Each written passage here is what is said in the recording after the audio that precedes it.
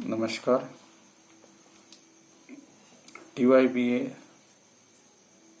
हिंदी पंचम सत्र जेनेरिक हिंदी की राष्ट्रीय काव्यधारा, इस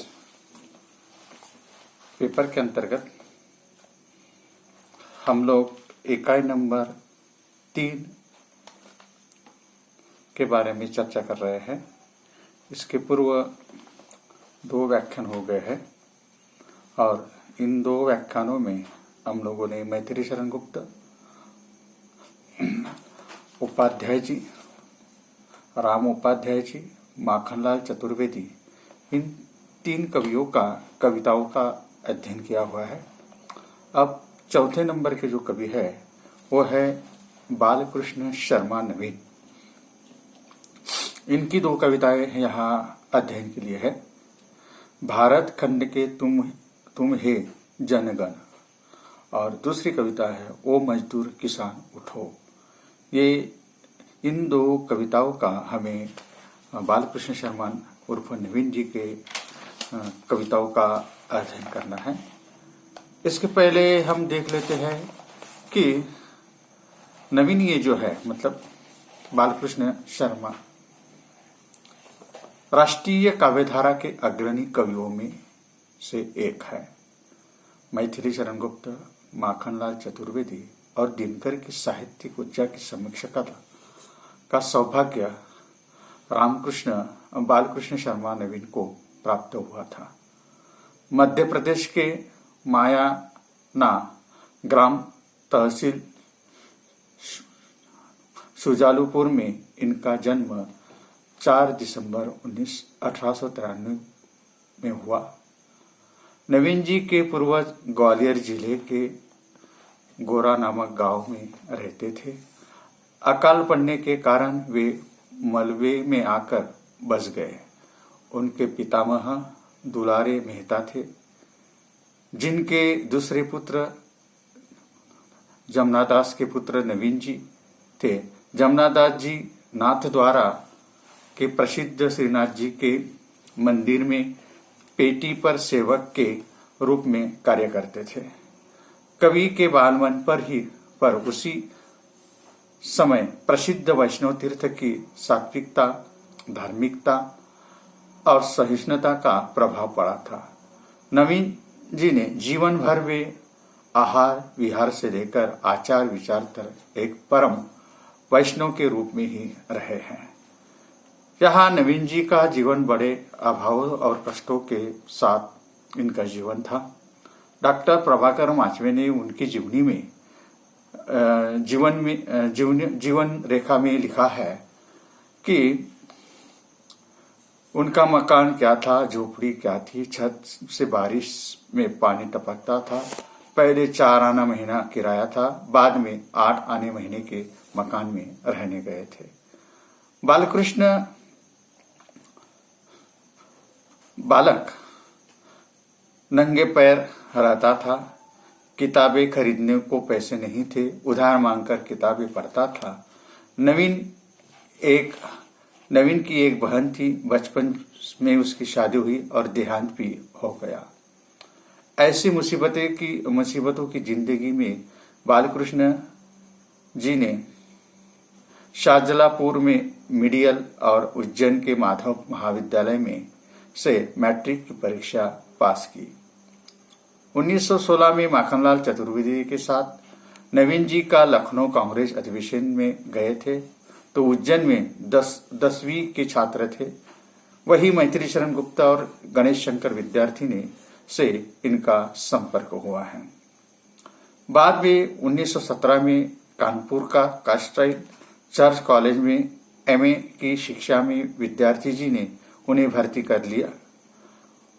उस वक्त परीक्षा पास करके वे BA में पढ़ रहे थे कि गांधी जी का असहयोग आंदोलन चल पड़ा और वहां वे सक्रिय रूप से उस दल में शामिल हुए। बचपन में मां ने अनाथ द्वारा में उनसे कहा था, बेटा हम लोग गरीब है, तू यही भगवान की झाड़ी भर। उन्होंने उत्तर दिया था, माँ भगवान की झाड़ी तू भर, मैं तो अब भारत माता की झाड़ी भरूंगा और इस जीवन को देश के लिए समर्पित करूंगा। अपने इस बाल कथन को बालकृष्ण ने अक्षरशः चरितार्थ कर लिया है। इस तरह ये बालकृष्ण नवीन जी का जीवन परिचय है। यहाँ इनका महर्षि टंडन, डॉक्टर संपूर्णानंद, जवाहरलाल नेहरू के निकट रहकर भी इन्होंने कार्य किया हुआ है। गणेश शंकर विद्यार्थी के बलिदान के पश्चात कानपुर में उनको उत्तराधिकारी के रूप में ये कार्य करते रहे। 1936-37 में कानपुर कांग्रेस कमेटी के अध्यक्ष चुने गए। 1945-46 में भी केंद्रीय व्यवस्थापिका सभा के सदस्य चुने गए। 1952 में लोकसभा के सदस्य बने और उसी अवधि के पश्चात 1957 में वे राज्यसभा के मनोनीत सदस्य भी हुए हैं। 1949 में विवाह किया है उन्होंने सरला मालानी नामक एक महिला से और उनको एक पुत्री भी हुई, रश्मि जिनका नाम था। कई सरकारी हिंदी संबंधी समितियों के भी सदस्य रहे हैं। 1960 में भी उन्हें रुग्णावस्था में पद्म भूषण यह उपाधि प्रदान की गई, पुरस्कार प्रदान किया गया और उन्हीं जिसके 3 दिन पश्चात ही उन्हें 29 अप्रैल 1960 को इस राष्ट्र चेतना के महान उन्नायक कवि का निधन दिल्ली में हो गया था। इनकी कुछ महत्वपूर्ण कृतियां हैं: कुंकुत, रश्मि रेखा, अपलक, क्विस, विनोबा सत्वन, उर्मिला, पाना अर्पण, हम विश्व पाई जन्म के, हमारी संसद, ये गद्य रचना है। तो इस तरह यह नवीन जी का, बालकृष्ण शर्मा नवीन जी का जीवन परिचय था। अब इनकी कुछ कविताओं के बारे में, इनकी जो कविता है, भारत अखंड के तुम हे जनगण, ये जो इनकी कविता है, इस कविता के बारे में थोड़ी चर्चा कर लेते हैं कि भारत खंड के तुम हे जनगण, चमक रहे हैं तवन, शोणित में इस भारत माता के रंजक कण। भारत अखंड के तुम हे जनगण, अहंकार मस्तिष्क बुद्धि मन यह भाव रूप, अभ्यंतर काला काव्य इतिहास पुरातन, ललित कलित कोमल ज्ञान स्वर, तत्व लक्ष्य एकांत साधना, दर्शन चिंतन मनन निरंतर। यह प्रपूर्ण संपत्ति तुम्हारी है, भारत की माटी का धन। भारत अखंड के तुम हे जनगण, आमंत्रण यह तुम्हें है कि इस माटी का श्रृंगार करो तुम। आह्वान है तुम्हें कि अपनी जननी का भंडार भरो तुम। युग कहता है कि इस भूमि का यह दरिद्रता भार हरो तुम। स्नायु तंतु सारंगी में हो यह श्रम रुंद वाद्य की झनझन। भारत अखंड के है तुम हे जनगण। एक धाम तुम, एक नाम तुम, एक बाण तुम, एक प्राण है तुम। एक रागमय जक एक गतिमय सर्व उदय के गेय गान है तुम। श्रेय प्रेय साधना पूर्ण मानवता के नव विहार है तुम। स्वेदोक का अर्ध चढ़ाकर करो प्रातः संध्या वंदन। भारत अखंड के तुम हो जनगण। तो इस तरह यहाँ नवीन जी की जो कविता है, इस कविता में भारत के अखंड के तुम हो जनगण, ये जो कविता जो है, ये कविता नवीन जी ने 1955 में लिखी हुई है। आजादी के 8 वर्ष बाद की ये कविता है, जब कवि दिल्ली में लोकसभा के सदस्य थे। इस कविता में कवि भारत की जनता को संबोधित कर रहा है। भारत माता के धूलिकण में जो चमके है, वह तुम्हारी बलिदानी रक्तधारा की चमक है, ऐसा कवि का कहना है। ये भारत अखंड के तुम हे जनगण, इस कविता का हम भावार्थ देख रहे हैं कि इस तरह इस कविता का स्पष्टीकरण किया जा सकता है। यह कविता जो है कि 1955 में आज़ादी के 8 वर्ष के बाद में नवीन जी ने ये कविता लिखी हुई है, जब कवि दिल्ली के लोकसभा के में सदस्य था। इस कविता में कवि भारत की जनता को संबोधित कर रहा है कि भारत माता के धूलिकण में जो चमक है वह तुम्हारे बलिदानी रक्तधारा की चमक है। तुम्हारे पार्थिव रूप में मन, बुद्धि, चेतना और अहंकार चतुष्ट और तुम्हारे भीतर जो भाव है वह या जो कला है, काव्य है, इतिहास है, संगीत है या संगीत से लेकर तात्विक चिंतन, साधना एवं दर्शन सन्निहित है।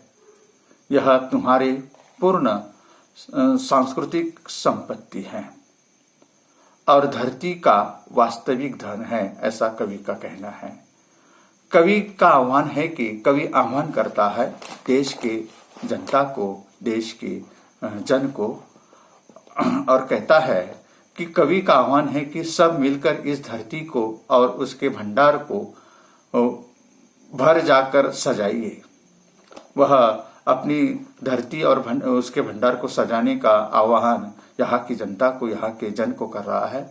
सब सात सारंगी के तारों, अगर जिस तरह सारंगी के तार होते हैं, एक साथ रहते हैं तो उनमें से ध्वनियां निकलती है, संगीत निकलता है, कि तारों के असहवाद्य की तरह सम्मिलित रूप में कार्य करना है। मतलब जिस तरह सारंगी के तार एक होते हैं और उससे ध्वनि निकलती है, संगीत सुगम संगीत निकलता है, उसी तरह तुम सब एक होकर सारंगी के तार की तरह भारतीय जनता ने एक होकर कार्य करना चाहिए, ऐसा आह्वान यहाँ कवि नवीन जी भारतीय जनता को, भारतीय जन को कर रहे हैं। तभी भारतवासी एक है, सभी भारतवासी एक है, ऐसा कवि का कहना है कि हम सब भारतवासी एक है। भले ही उनका, कवि कहता है, धाम, भारत, नाम, भारती, उनकी प्रतिज्ञा भारतीयता और उनका प्राण स्वर भारतीय संस्कृति ही है, ऐसा कवि कहता है। सब में एक ही राग है, सभी भारतीय जनता में एक ही राग है। एक ही साथ कार्य करना चाहिए, एक साथ रुकना और सब मिलकर सूर्योदय का गान करना चाहिए, ऐसा कवि यहाँ कहता है। श्रेय और प्रेयस अर्थात जो श्रेष्ठ आदर्श और जो प्रिय यथार्थ है, दोनों का समन्वय करके तुम मानवता का इतिहास का नया सवेरा लाओगे, ऐसा कवि यहाँ कहता है। इसके लिए तुम्हें पसीना बहाकर श्रम करके प्रातः से शाम तक की आराधना करना है।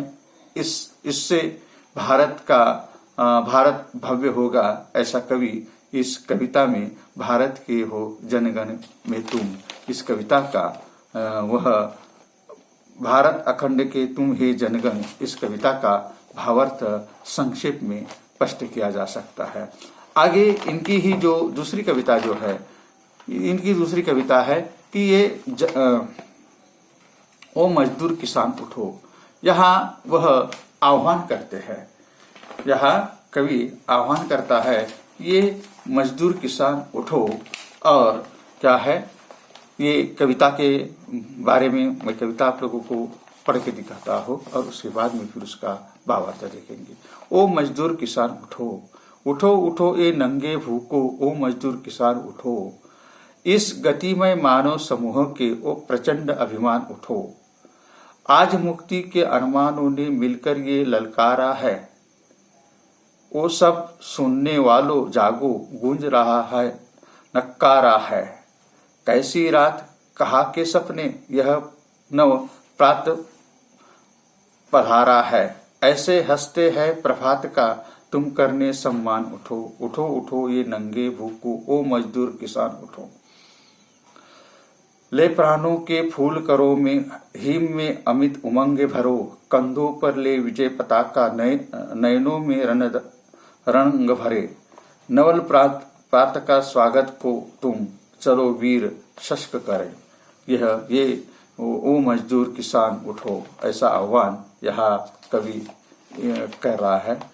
आगे कवि कहता है कि क्या भय क्या डर आज जिनका क्या है, ओ मानस संतान उठो, उठो उठो ये नंगे भूखो, उठो ओ मजदूर किसान उठो। शक्तियों के दर्शन तुम्हारे मूर्त रूप धर आए हैं, नव समाज के नवल सृजन का नया संदेशा लाए हैं। दिशा में समस्त स्थापना के ये अभिमान स्वर छाए है, महाक्रांति के नव विधान हित तुम करने बलिदान उठो, उठो उठो ये नंगे भूखो, ओ मजदूर किसान उठो। अब ना आ सके रात भयंकर, ऐसा कुछ गीत चक्र चले, फिर न अंधेरा छाए जग में, चाल न कोई वक्र चले। चमके स्वतंत्रता के का सूरज, पार्श्वता का ओब्र टले, शोषण के शासन की इति हो, तुम ऐसा प्राण ठनो, उठो उठो ये नंगे भूखो, ओ मजदूर किसान उठो। सभी और तव भुज बल अंकित, पृथ्वी देखो हल देखो, निखिल विश्व के यंत्र तंत्र में तुम अपना कौशल देखो, भूमंडल के सिरजन में तुम अपनी चहल पहल देखो। जाति जगाते भी ज्योति जगाते भीत भीत भागते हो, तुम शक्ति निधान उठो, उठो उठो ये नंगे भूखो, ओ मजदूर किसान उठो। तुमने पीकर गरल जगत को मधुरतामृत का दान दिया, शीतल हुआ जगत अब तुमने प्रलय अग्नि का पान किया। मरण वरण का तुमने सबको नव जीवन का प्राण दिया, बहुत पिया विश्व अमृत पियो अब, त्यागी वीर महान उठो, उठो उठो ये नंगे भूखो, वो किसान उठो। सुलगा दो जिन अंतर ज्वाला, विकट पलक की लंबी धक्के, वो भस्म दास्ता शोषण, ऐसी यह होली बक्के, ओ जाओ ओ मुक्त की बिहसे, ये सब तारंगन नभ के, दुर्विनार तुम सदा मुक्त हो तुम, करो विजय के गान उठो, उठो उठो ये नंगे भूखो, ओ किसान मजदूर उठो। इस तरह ये कविता जो है, ये कविता आगे कवि कहता है कि किसान किसका साहस की रख सके, तुमको यो चीर संबंधन में, स्वयं मुक्ति ही नाच रही है सदा तुम्हारे स्पंदन में। तुम में विलप अंतरहित है जैसे ज्वाला चंदन में, ठेर रहा है तुम्हें विश्व है, जागो ओ जग के बलवान उठो, उठो उठो ये नंगो भूट, ओ मजदूर किसान उठो।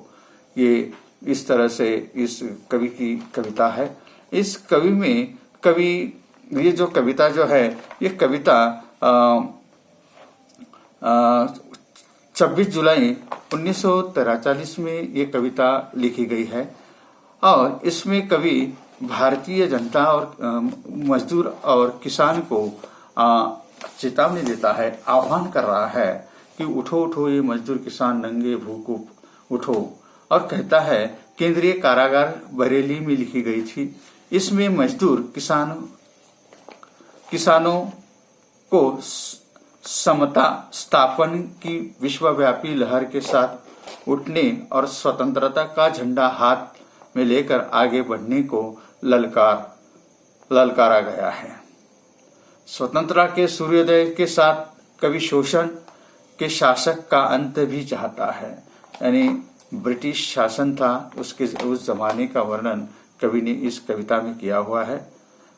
वह मजदूर किसानों की रचना धर्मिता और उनके द्वारा ही निर्मित अर्थव्यवस्था और कला कौशल का उन्हें स्मरण दिलाता है और पारतंत्रता के पाश को काटने का उनसे आह्वान करता है। यह कविता भी कवि के समाजवादी शोषण विहीन समाज रचना की कल्पना का मूर्त रूप प्रस्तुत करती है। ये इस तरह कवि ने मजदूर और किसान को कहा हुआ है, आह्वान किया है, चेतावनी दी हुई है कि उठो उठो ये मजदूर किसान उठो, भूखे नंगे पाओ के ये किसान तुम उठो, ऐसा आह्वान यहाँ कवि कह रहा है। और कवि ने जो कुछ कहा हुआ है इसका कि भारतीय लोगों को वह चेतावनी देना चाहता है। भारतीय लोगों यानी किसान जो है, इन किसानों को वह आह्वान कर रहा है कि मजदूर और किसान तुम उठो, उठो उठो नंगे भूखो, ओ मजदूर किसान उठो। इस गति में मानव समूह के प्रचंड अभिमान हो तुम, और तुम उठो, तुम्हें उठना होगा। आज मुक्ति के अरमानों में मिलकर यह ललकार है, और तुम्हारे स्वप्न जो है ये मुक्ति के अरमानों का तुम्हारे ललकार रहा है, ऐसा भी कवि कह रहा है। गूंज रहा है नक्कारा कैसी रात कैसे सपने, ये आदि के बारे में यहाँ कवि कह रहा है। और भारतीय लोगों को उठने के लिए, जागरूक रहने के लिए यहाँ कवि आह्वान कर रहा है, उन्हें ललकार रहा है कि उठो उठो ये मजदूर किसान, तुम्हें उठना है और भारत माता के लिए कार्य करना है। यानी नवीन जी जो है, नवीन जी राष्ट्रीय कवि के रूप में भी जाने जाते हैं। तो इस तरह यह जो कवि जो है बालकृष्ण शर्मा नवीन, इनके भारत खंड के तुम है जनगण और ओ मजदूर किसान उठो, इन दो कविताओं का संक्षेप में अध्ययन और अध्यापन मैंने आपके सम्मुख रखा हुआ है। अब दूसरे कवि जो है हमारे, वो है दिनकर। जो दिनकर ये जो है कि दिनकर ने यहाँ दिनकर जो है, दिनकर को राष्ट्रीय कवि के नाम से भी जाना जाता है। और ये दिनकर जो है, दिनकर का जन्म जो है, दिनकर का जन्म यहाँ बताया जाता है कि 30 सितंबर 1908 में इनका जन्म हुआ है। पटना कॉलेज BCS पास करने के बाद 1933 में एक स्कूल में आप अध्यापक हुए हैं। युद्ध कला में यह बिहार सरकार के प्रचार सभा में आ गए और 1950 में एक स्नातकोत्तर कॉलेज में हिंदी के विभाग अध्यक्ष के रूप में पुनः शिक्षा जगत में लौट आए हैं। 1952 में राज्यसभा के सदस्य निर्वाचित हुए। भारत सरकार ने आपको पद्म भूषण की उपाधि से विभूषित किया हुआ है। वे केंद्रीय सरकार के हिंदी सीमित में मंत्री बन गए हैं। आप प्रायः दिल्ली में राजकीय कार्यों से संबंधित रहते हुए भी साहित्य साधना में लगे रहे हैं। आपने अमर काव्य साधना करते हुए अक्षय कीर्ति अर्जित करके आपने यही लीला 4 अप्रैल 1974 में समाप्त की हुई है।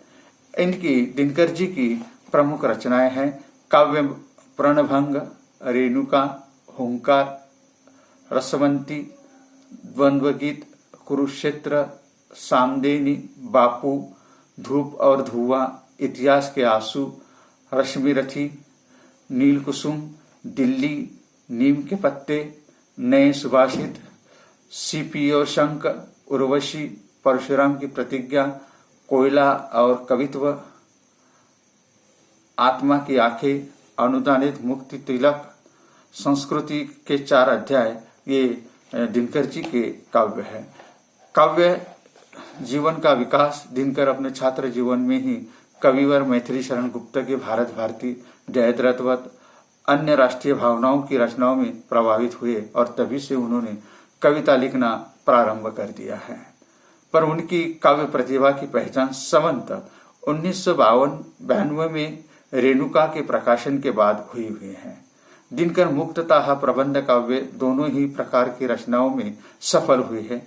रेणुका, हुंकार, रसवंती वगैरह जो है, दिनकर जी अयोध्या से लेकर वैशाली के खंडगरों तक के प्रश्न करते हुए पूछते हैं कि इस देश की प्राचीन गौरव क्या है। आजादी के पूर्व दिनकर अपने सांस्कृतिक जागरण के गीतों और आह्वानमूलक ओजस्वी कविताओं के द्वारा राष्ट्र को जागरण का संदेश देते हैं। इस तरह यहाँ कवि दिनकर के बारे में कहा जा सकता है। गांधीवाद के विचारों का इनके ऊपर प्रभाव है। महात्मा गांधी जी के जीवन और विचारों में उनके ऊपर प्रभाव था। वे प्रगतिशील अथवा मार्क्सवादी विचारों के अंशिक प्रभाव में थे और वे लक्षित प्राप्ति के लिए हिंसा को एक सीमा तक ही स्वीकार करते थे। श्रेष्ठ मार्ग प्रतीति और अप्रतीति का ही उन्हें लगान था। तो इस तरह दिनकर जी का भाषा पर पूरा अधिकार है। उनकी भाषा में सहज प्रभाव, उनका युग छायावादी कविता का युग था और उस समय कोमलकांत पदावली थी। वायवी और कल्पना बोझिल खड़ी बोली की वे काव्य शैली चल पड़ी थी, जिसकी प्रतिक्रिया प्रगतिशील काव्य की सपट और सामान्य भाषा कविता की भाषा के रूप में प्रचलित होने लगी थी। यह दिनकर जी के बारे में कहा गया। दिनकर राष्ट्रीय कवि के रूप में जाने जाते हैं, ये हम लोगों ने देखा। अब उनकी जो दो कविता है, उस दो कविताओं के बारे में देखते हैं कि रामधारी सिंह दिनकर जी की जो कविता है, उस कविता में वे कहते हैं कि ये किसान उठो उठो,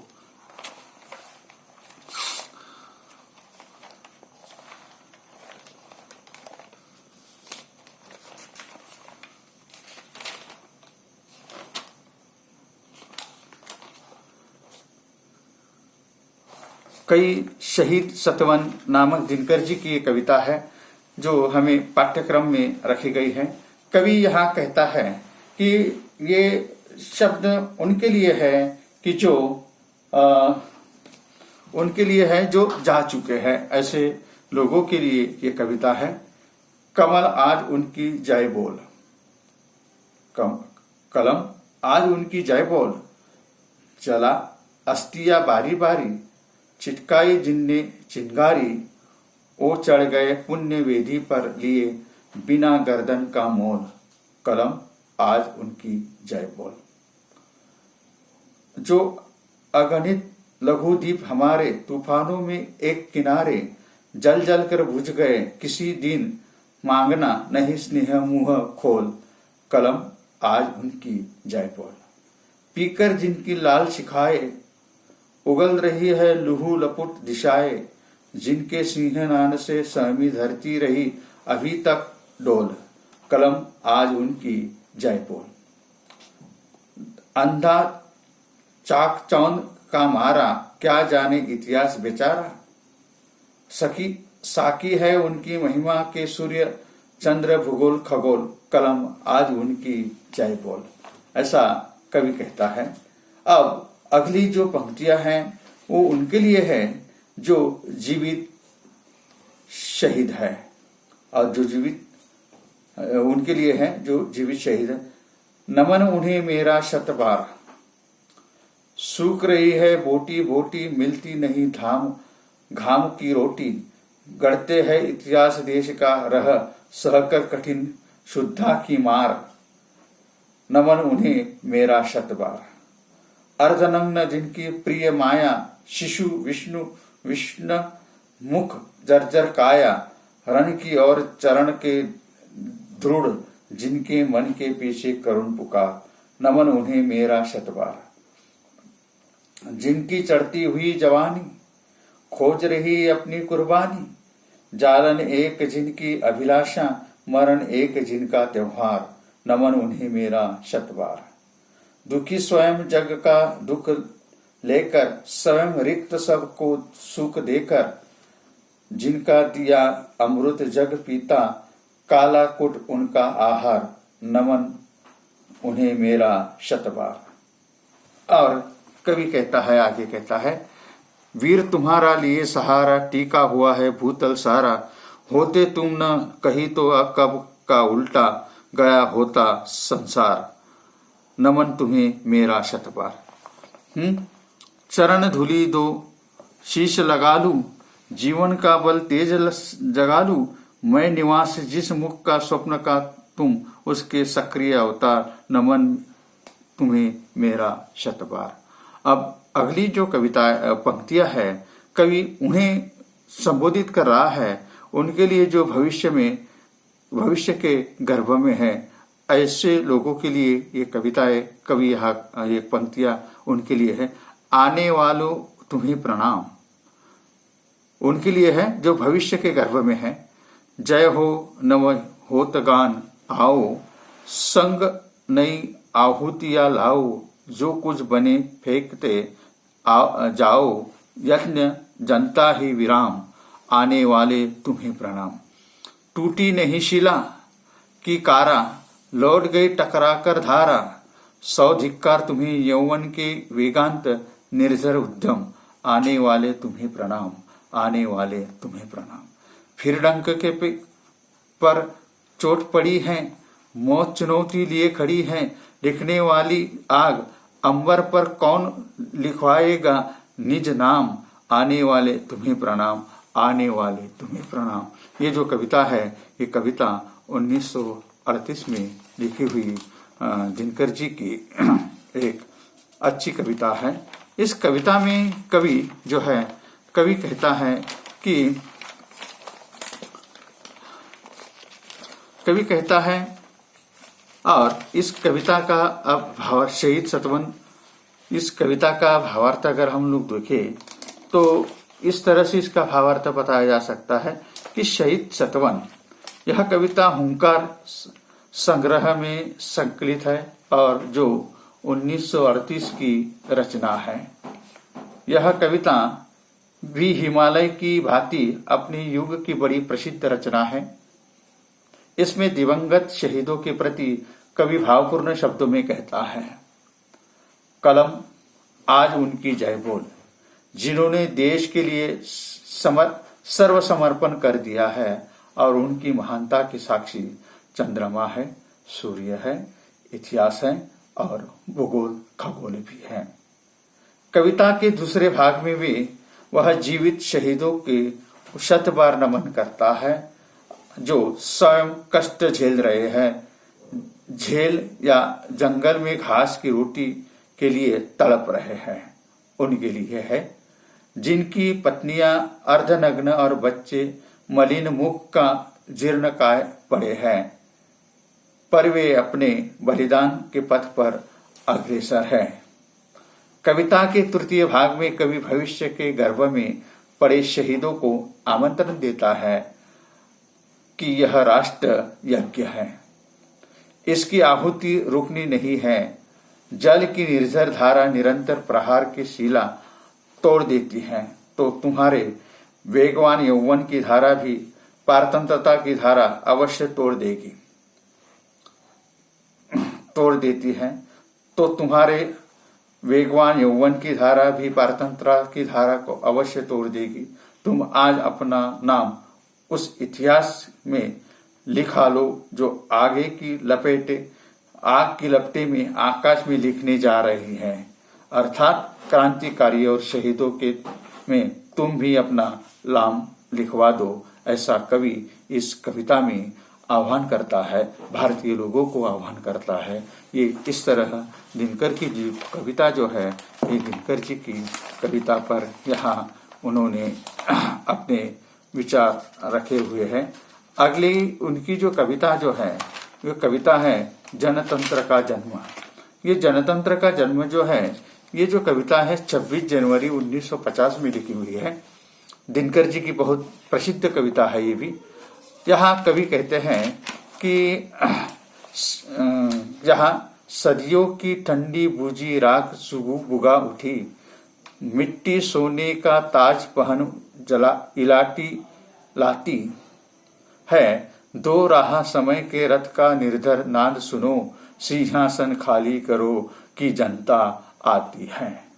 जनता, हाँ, मिट्टी के अबोध मूर्ते वही, जाड़े पाले की कसक सदा सहने वाली, अब अंग अंग में लगे सांप को चूस रहे हैं, तब भी न कभी मुंह खोल दर्द कहने वाली। जनता, हाँ, लंबी बड़ी जीभ की वही कसम, जनता सचमुच ही बड़ी वेदना सहती है। सो ठीक, मगर आखिर इस पर जनमत क्या है प्रश्न गुड़, जनता इस पर क्या कहती है। मानो जनता हो फूल जिससे एहसास नहीं, जब चाहो तभी उतार सजा लो दानों में, अथवा कोई दूध मुही जिसे बहलाने के जंतर मंतर सीमित हो चार खिलौनों में, लेकिन होता भूडल बंडर उठाते हो, जनता अब कोका पुल के मुकुट चढ़ाती है। दो राह समय के रथ का धर धर नाद सुनो, सिंहासन खाली करो कि जनता आती है। हुंकारों से महलों की नींव उखड़ जाती है, सांसों के बल से ताज हवा में उड़ता है, जनता की रोके रहा समय में ताव कहा है कि जिधर चाहती काल उधर ही मुड़ता है।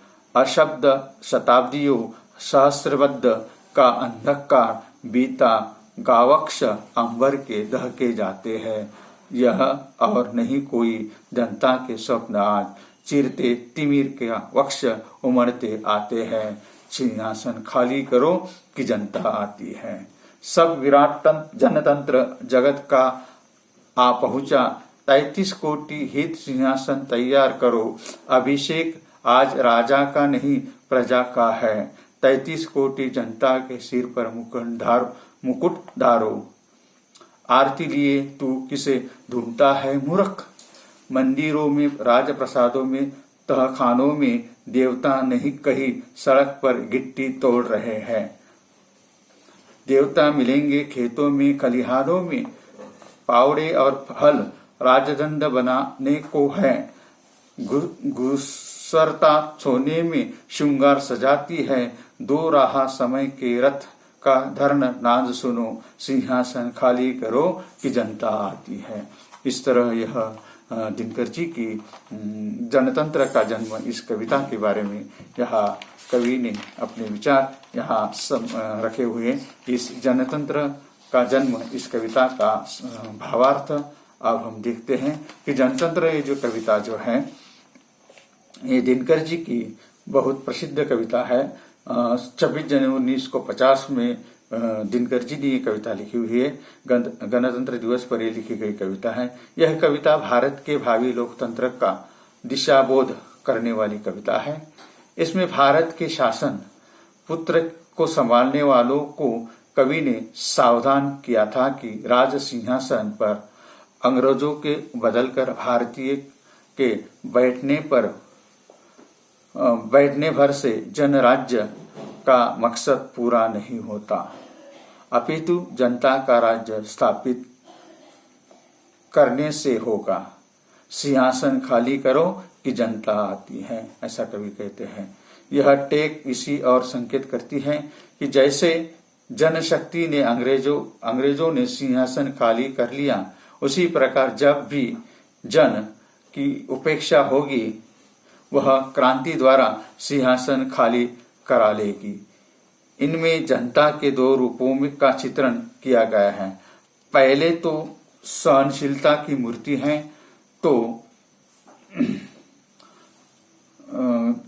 है, जो घोर दुख कष्ट और वेदना सहती रहती है। वह फूल की तरह अनजान है, उसे तोड़कर जिन दोनों ने सजा लिया हो वह भी धुर्दमुही बच्ची है, जिसे 4 खिलौने देकर बहला दो। उसका दूसरा रूप यह है कि जब वह क्रोधित होकर भवे टेढ़ी करती है तो भूडोल और भवंडर आ जाता है, यानी क्रांतियां होती है, ऐसा कवि कहते हैं। क्रांतियां होती हैं, उसकी हुंकारों में महल ढल जाते हैं और मुकुट हवा में उड़ जाते हैं। अतः जनता को अधिक काल तक मूर्ख नहीं बनाया जा सकता है। अप्रत्यक्ष तौर पर कवि यह संदेश देता है कि अब जनता को मूर्ख बनाना संभव नहीं है। ज्यादा देर तक जनता को हम मूर्ख नहीं बना सकते हैं। कवि 26 जनवरी 50 के दिन ही आगाह करता है कि आज विश्व का सबसे बड़ा जनतंत्र जन्म ले रहा है। अतः ऐसा सिंहासन बनाओ जो यहाँ के कोटि कोटि जन का ही हित चिंतक हो। आज राजा का नहीं प्रजा का अभिषेक है, ऐसा कवि कहते हैं। अतः मुकुट जनता के सिर पर रखो, यानी ऐसा राज्याधिकारी हो जो जनता को अपना स्वामी समझे। गणतंत्र दिवस पर मंदिरों, मस्जिदों, राजमहलों, धनिकों के तहखानों में दीपमाला सजाई गई है। इस पर कवि का व्यंग्य है कि यहाँ वह देवता नहीं है जिसकी आज आरती उतारनी है। वह देवता तो सड़कों पर गिट्टी तोड़ता मजदूर और खेत खलिहानों में कार्य करता किसान है। इस कविता में कवि ने भविष्य दृष्टा के रूप में भारतीय गणतंत्र की आकांक्षा व्यक्त की थी। कविता के विचार पुष्प के साथ उसमें भाव पक्ष और कला पक्ष का भी मणिकंचन सहयोग हुआ है। मिट्टी सोने का ताज पहनकर इटलाती है, या फवाड़े और हाल राजदंड बनने को है, ऐसा कवि कहता है। धूर रास्ता सोने श्रृंगार सजाती है, जैसी मोहक काव्य पंक्तियां इस कविता की विचार भंगिनी में भावुक सरसता और कलात्मकता चारुता का संचार करती है। इस तरह इस जनतंत्र का जन्म इस दिनकर द्वारा लिखित कविता का भावार्थ मैंने आपके सम्मुख रखा। अब यहाँ पर यूनिट नंबर 3 की जो कविताएं जो है, मतलब जो 5 कवि रखे थे, उन 5 कवियों का कविताओं का मैंने आप लोगों को भावार्थ बताया, कविता पढ़ के दिखाई। तो यहाँ पर ये यूनिट नंबर 3 जो है, ये यूनिट नंबर 3 समाप्त होता है। अगली तासिका को मिलते हैं, तब तक के लिए यहाँ रुकते हैं।